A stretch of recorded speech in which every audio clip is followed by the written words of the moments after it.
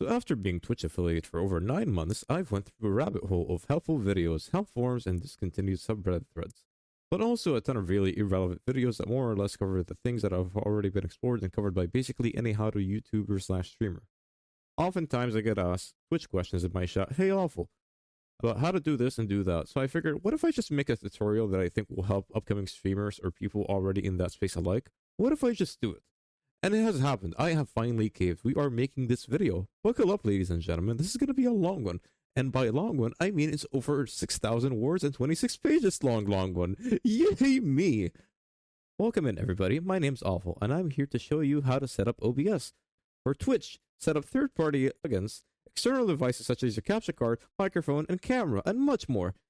So in efforts to preserve your time for what you need out of this video, each section will be segmented based on your needs, so feel free to skip by the timestamps below to your preferred segment. The following parts that we're going to be covering are: set up your Twitch account, configure your external devices, configure OBS settings and optimization, adding alerts and sources, adding audio and video filters, troubleshooting hardware and browser issues, and setting up your bots or song requests and chat on screen. So let's get started, shall we?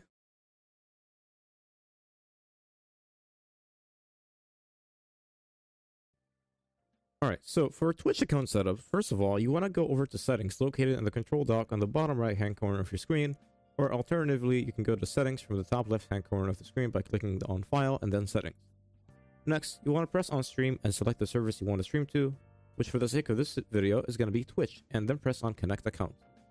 By default, the server will be set to auto, which is what I recommend. However, if you see a server in a region you live in or close by, and you are having issues streaming, then consider changing it. Otherwise, you should leave it unchanged. Multi-track video is a good option to use if your viewer base has a poor connection, or if you have limited data, or if you have low bandwidth, or just an inconsistent internet. Otherwise, I suggest not using that setting. Lastly, all the way at the bottom, make sure to enable better TTV and franker faces, as this setting right here, bandwidth test mode, will come in handy, but that will be reserved for a different segment of this video. Alright, so for this segment, configuring external devices.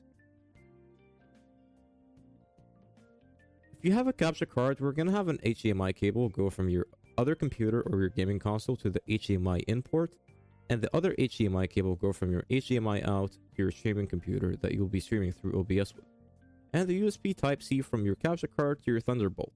Ideally not in your I/O panel, but your 3.0 or your 4.0 supported ports from your motherboard located at the back of your PC to avoid any issues. For your webcam, it's pretty straightforward. However, if you have a Razer webcam like I do, then you'll likely have to download the company's software for that device to make it work, and have driver updates and also adjust its settings. For reference, my capture card is an Elgato HD60X external capture card, and my webcam is the Razer Kiyo Pro. It is highly recommended you download the software related to those devices. Now we're going to head over to settings on our computer. We're using Windows 11. Head over to System, Sound, and go to More Sound Settings.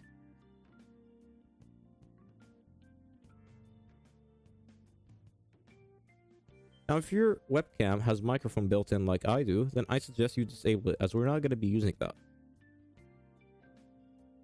Just go ahead and right click on it and disable it.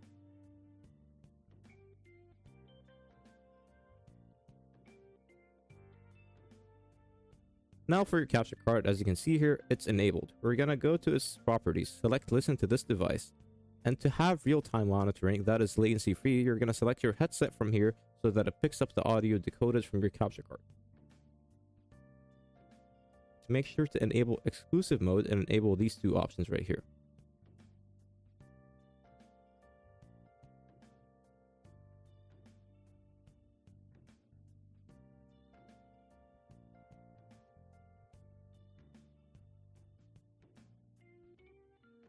Now to check whether your peripherals are configured correctly, go to Bluetooth and devices and select cameras.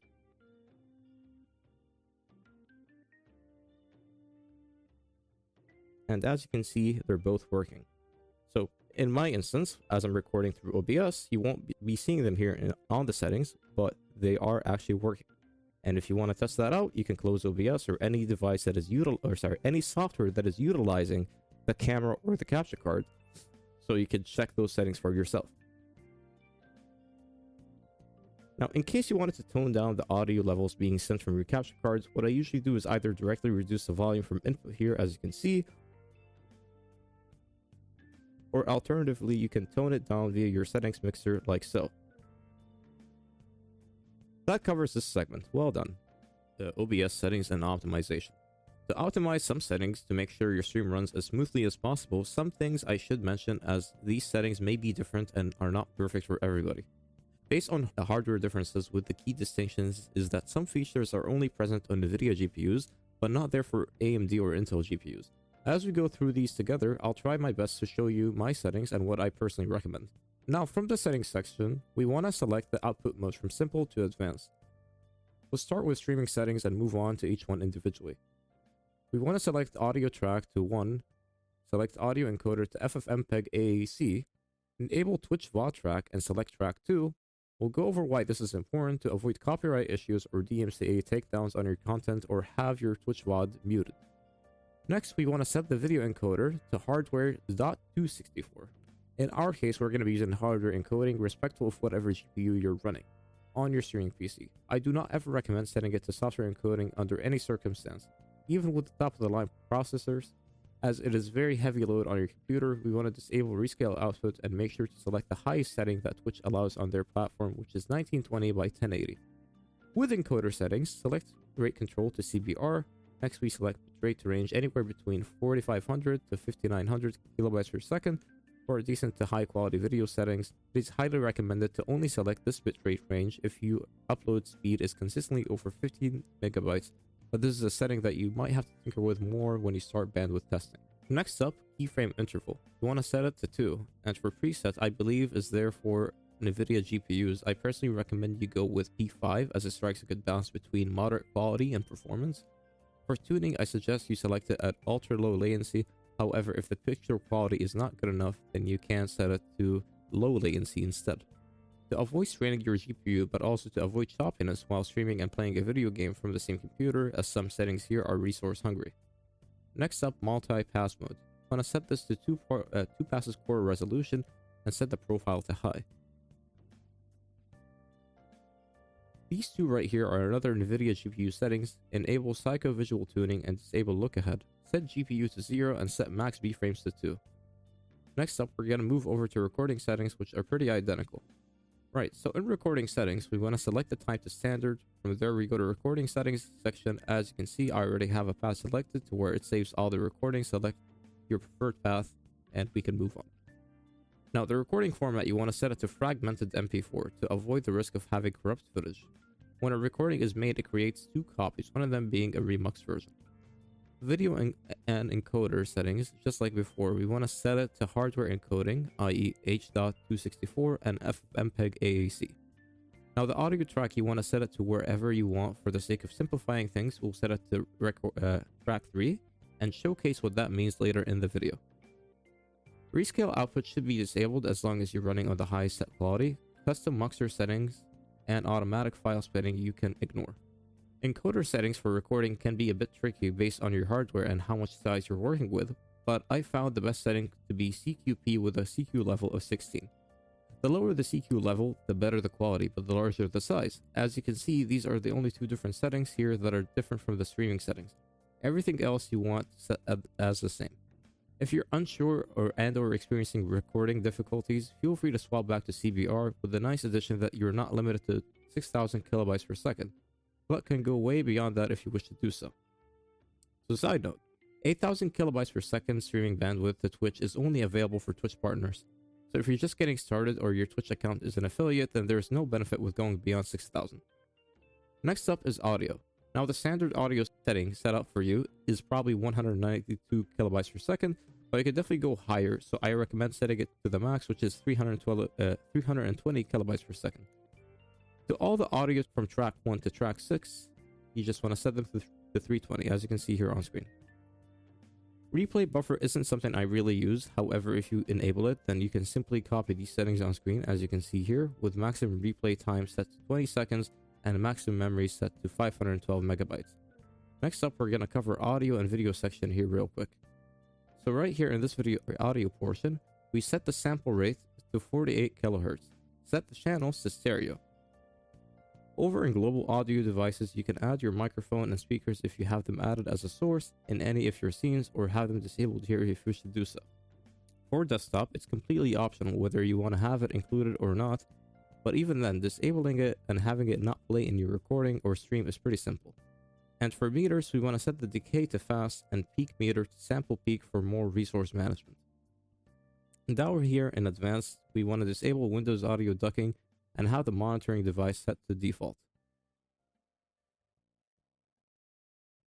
Lastly, here is a video section. We want to set the base canvas and output canvas to be the same resolution. Downscale filter is only available to use if the base resolution here is lower than the output resolution. FPS is recommended to be at 60 frames per second. However, with some resource intensive games such as a new Silent Hill 2 remake, this might be toned down to 30 if you're experiencing streaming or recording issues. Note that this setting can only be changed if you're not live or recording.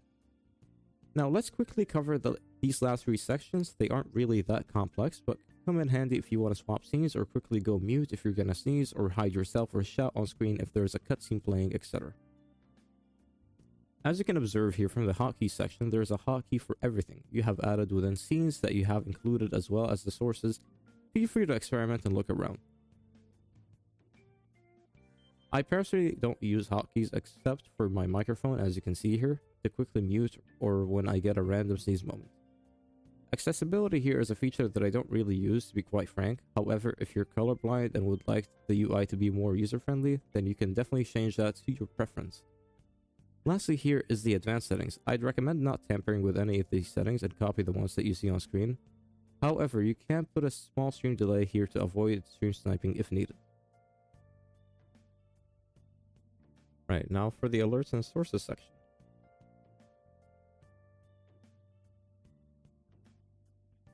So as you can see here in this scene, having your sources organized is important. You want to layer them on top of each other, sort of like a sandwich. With alerts always taking priority to be above your display, we'll start off by adding displays. Go ahead and create a scene by pressing on the plus icon by the scene dock at the bottom of your screen. We're going to go ahead and name it, and now we're going to start adding our sources in the sources dock. Press on the plus icon, then go ahead and press on display capture at your desktop and name it if you want to. Don't worry, we can hide that later if needed. If you right click on it, you can select properties. If you have multiple displays connected, you can select which one the source is supposed to represent. Select whether you want your mouse cursor to show up in the capture method, which I recommend stays on automatic. Simple controls for moving things on display is Control plus mouse hold and drag will allow you to move the source freely without snapping.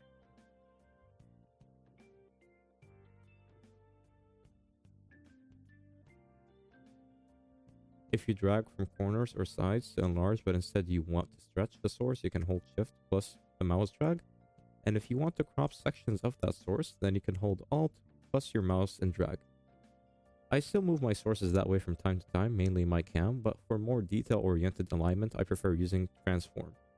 By right-clicking on the source, you can go to Transform from there, hit the Transform, and adjust them based on the position, size, and crop that way. But just like with everything, they all have their use case as you get to tinker with them as time goes by, getting familiar with OBS. When you're satisfied with where the source is located on the screen, you can go ahead and click on this lock icon over here by the dock to avoid moving it by accident. I personally recommend that you make a scene that serves as an asset holder to where you add all the sources to it specifically without filters, with the exception of audio sources, of course. Now the reason I say that is because you can simply copy from that scene and paste it in another scene as a reference, not a duplicate, or the other way around, or better yet, cloning from that scene, in which case you want to trim or crop or add separate filters from the original source. The distinction between a copy made normally as opposed to a clone is the following. A copied reference will take filters and effects into account, but so does a clone. However, what you can do with a clone that you can't do with direct copying is that you can apply filters to that clone, and that won't affect the source that it got cloned from. So let's add another source, which you're probably going to use a lot. We're going to do this.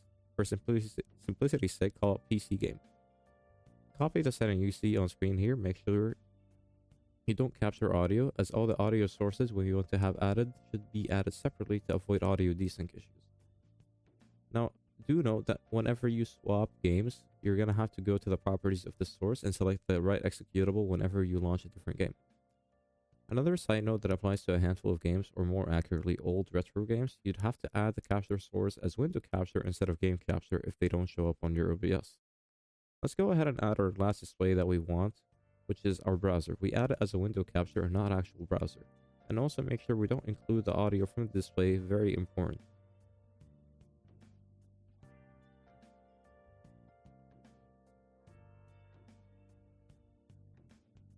Now for the capture card, for any console players or dual PC setups, you want to add your capture card as a video capture device, as you can see here.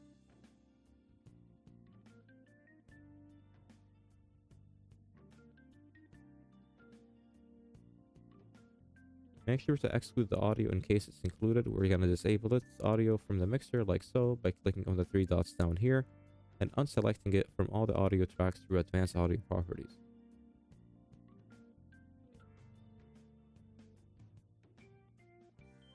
Now that we have all of our displays that we want added as a source, we're going to clean things up a little. Go ahead and hold shift and click on those sources. Go ahead and right click and press on group selected items, as you can see here.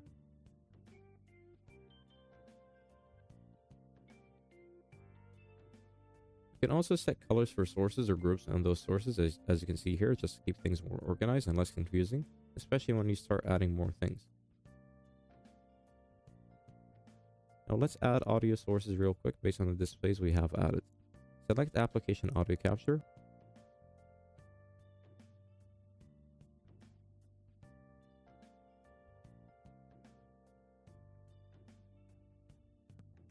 And right here where you have it running, we follow the same principle for any audio or video source added and add them separately. Now for the case of our capture card, we're going to add it as the audio input capture and select our device, as you can see here, which is the Elgato HD60X. Now let's move over to the alerts and other external browser sources. There are already plenty of videos that will go over Stream Elements and other third-party websites, but I think I'll be showcasing how to add Twitch alerts along with some other third-party sources that I use. So without further ado, we're going to move over to Twitch, click on our profile picture on the top right-hand corner of the screen, and select Creator Dashboard, and then select Alerts.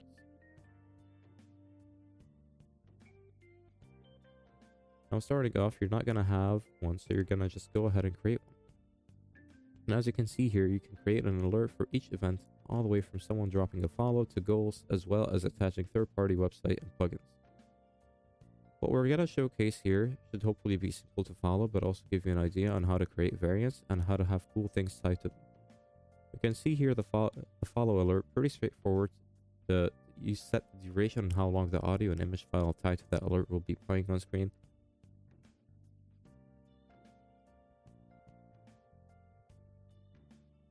Layout covers where it will be on screen. Text and speech, as you can see here. Username inside the curly brackets is a variable. Twitch has a set number of variables. Without going too much into detail, this variable is the name of whoever triggered the event. In this case, it's the person that dropped the follow.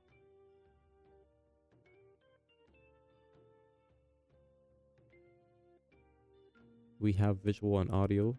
The supported formats along with their maximum file size can be viewed if you move your mouse icon over the information symbol, as you can see.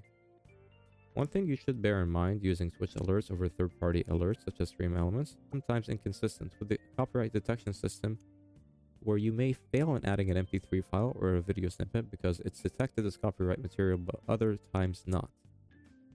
The advantages from choosing Twitch alerts is that it lets you have more emote slots, along other benefits for your channel growth. That being said, let me show you a cool demonstration here on how to utilize variants on your Twitch alerts to have more personality added to your stream and retain viewer engagement. So on the left hand panel, we'll go over to viewer rewards and just open power-ups and channel points in a new tab.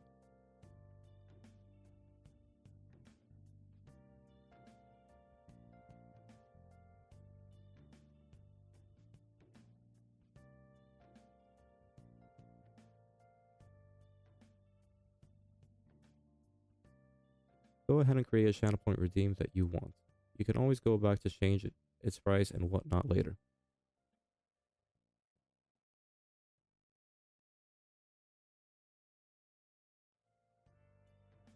as you can see here, I have some channel point redeems. We'll observe alpha SFX and walk you through this as we go by.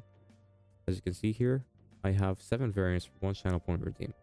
So whenever someone redeems that channel point reward, there's a 1 in 7 chances that it plays a different alert tied to this alert.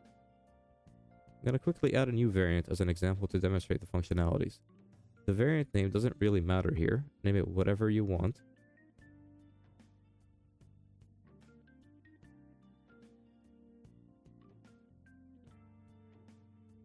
Then you want to set the alert condition. We're going to pick the hydrate channel redeem.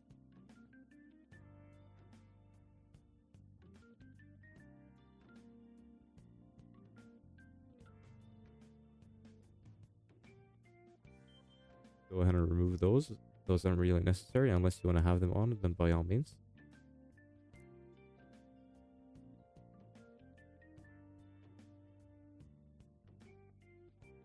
Now the fun stuff. We're going to add an MP3 file that we want, so it would make sense to add a sound effect that's like a river stream or a water droplet, etc.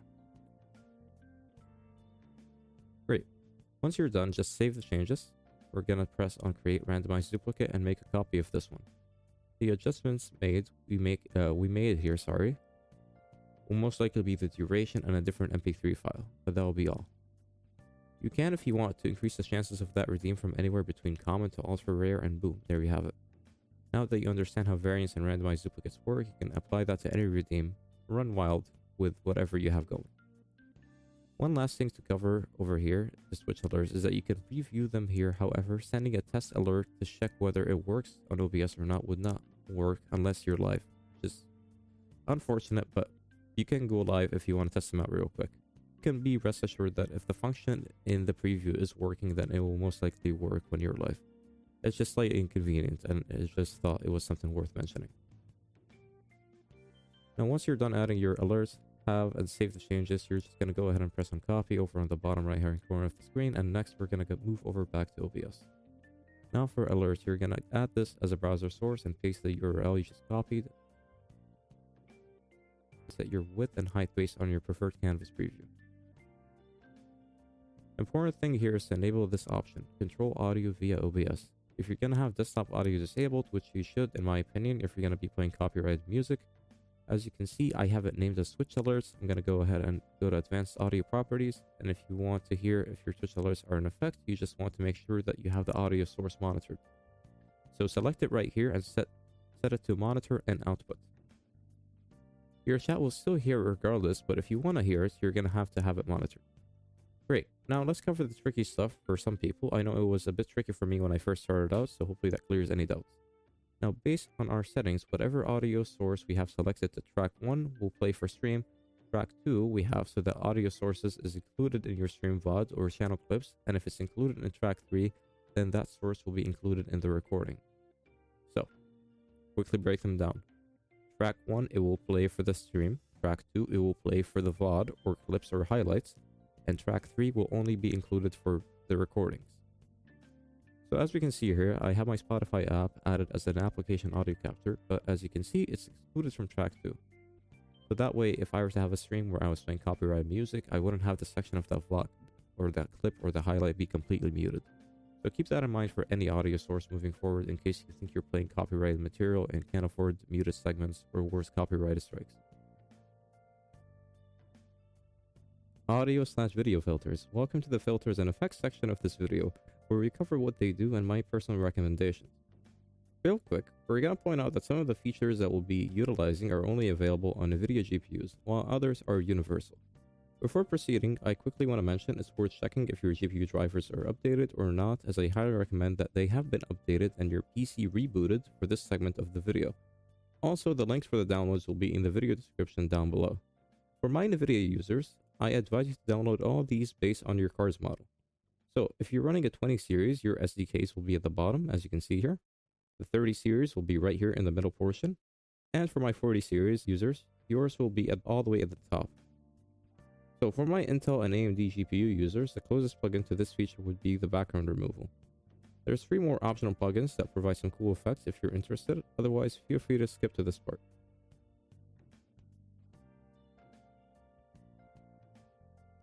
Those 3 plugins are Source Clone, Composite Blur, and Stroke Glow.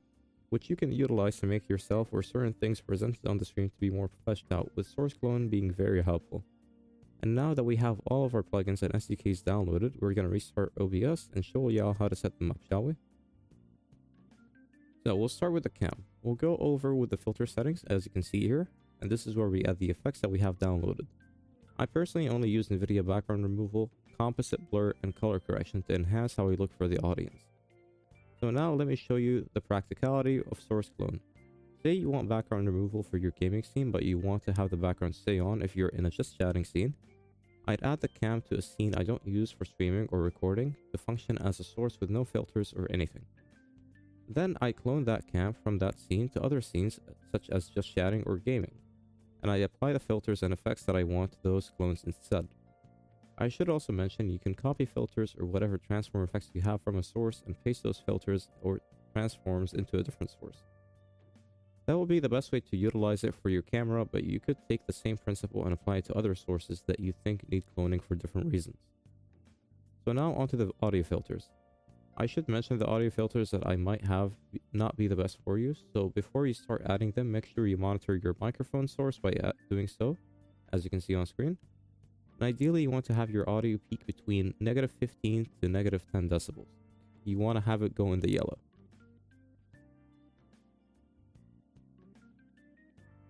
Feel free to copy the settings you see on screen here and adjust them later to your preference. And once you're done, bearing in mind that noise suppression, compressor, and limiter should always stay like this without any change.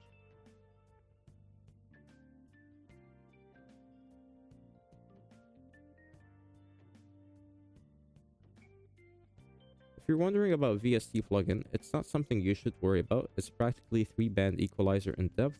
For most people, it won't be necessary to use, as the equalizer provides the same thing, only way easier. And now for our other audio sources, be it our games or alerts, for instance in the audio coming out of my capture card to stream, it is highly recommended you add a limiter and a compressor so you don't deafen people watching, but also include audio ducking so in the event where the game is too loud and you were to speak, that chat would still be able to hear you. I tend to do that with any audio source or browser source such as alerts, so feel free to do the same. Troubleshooting issues.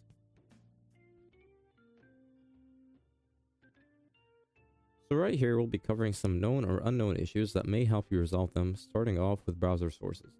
If for whatever reasons, you're not getting alerts from your browser source, such as Twitch alerts or chat on screen or any external website, then the most simple solution to most of the time, as you can see here, would be selecting the source and refreshing. This can happen if you have a bad connection to the servers or the connection dropped, in which case a refresh is all that's needed. Now for hardware such as your webcam or capture card, the first thing you can try doing is deactivating it and activating it again, which hopefully fixes it if it doesn't show up in your scene, but the more complex issues with hardware can very rarely be driver related, but can happen. So let's go over that real quick, shall we? From your desktop, go to your start menu and search for advanced settings. Click on view advanced system settings.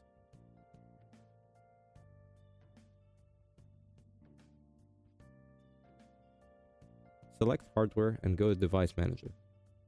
From there, you want to go to universal serial bus controller. Click on the properties of the USB root hub and make sure the option of allowing the computer to turn it off stays disabled. Next up, we're going to check the drivers for our capture card and our webcam. If you check properties of that device and go to events log, you can see if there's any errors worth mentioning. If it says device start failed.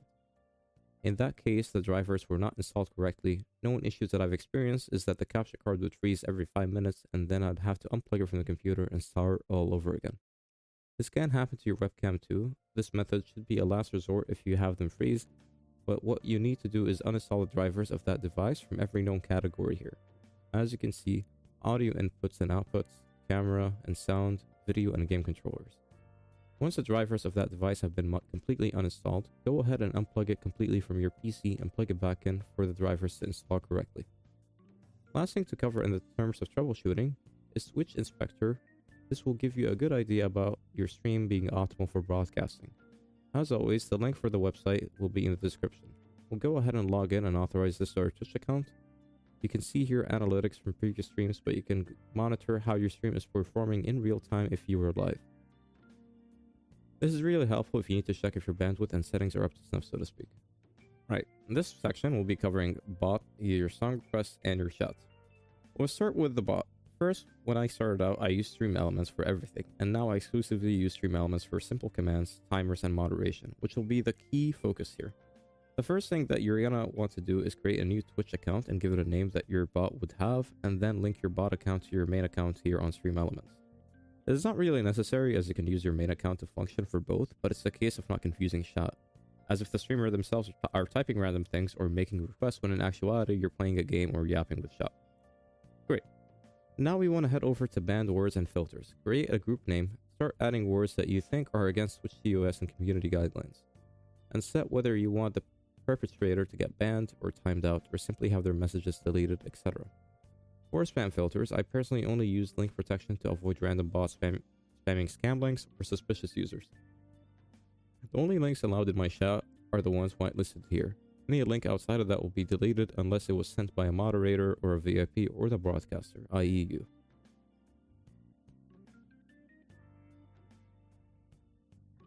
Counter, as you can see here, is pretty simple. I just have a death tally. It's a fun and simple idea if you're playing a game like Elden Ring, or you're just having a challenge run. How frequent you want them to pop up from your bot, say every 10 minutes and 10 chat messages. The bot will quote something from it. Feel free to look at these as an example and get creative.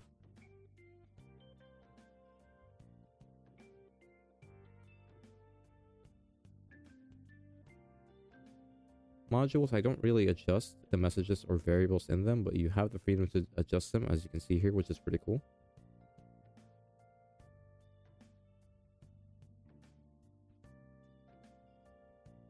User management is given someone entrusted access to your Stream Elements settings, so if you want to give more access to one of your Twitch mods, you can do so by whitelisting them here. These are the default commands I have enabled. Feel free to pause and copy if you must.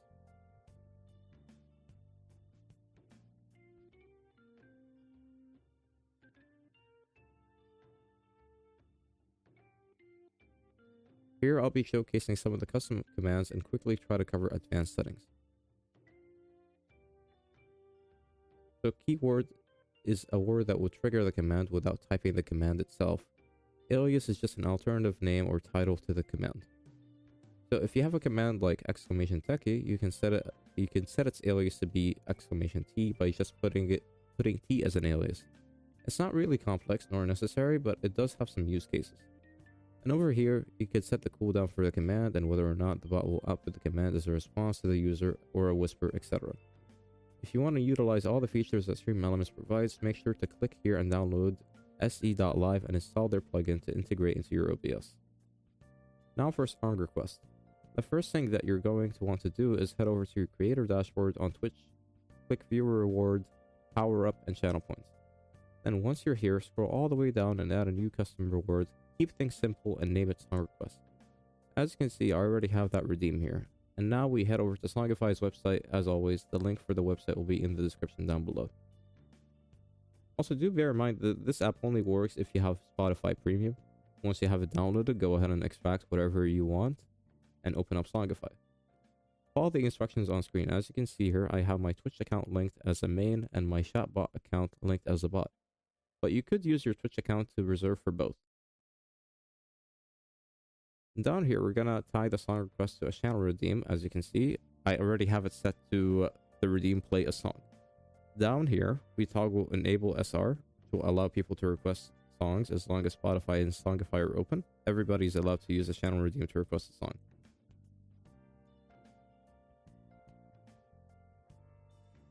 And right here is if you want to have the song request be accessed for free via command. As you can see, I have that option enabled for mods and VIPs. You can copy the settings you see on screen here. I wouldn't recommend you have !play or !pause active, as it crashes your Songify and OBS last time I used them. Unless it has been fixed with the recent patch, then feel free to experiment. Right here in this section, you want to link your Spotify account, and that will be all for song requests, and we're all done. Good job. Now let's talk chat on screen. I used to use Stream Elements for that, but since I use 7TV emojis and I find this website to be the best for what I require as always, the link will be in the description. Set your text settings, whether you want messages to fade, the font, the size, etc.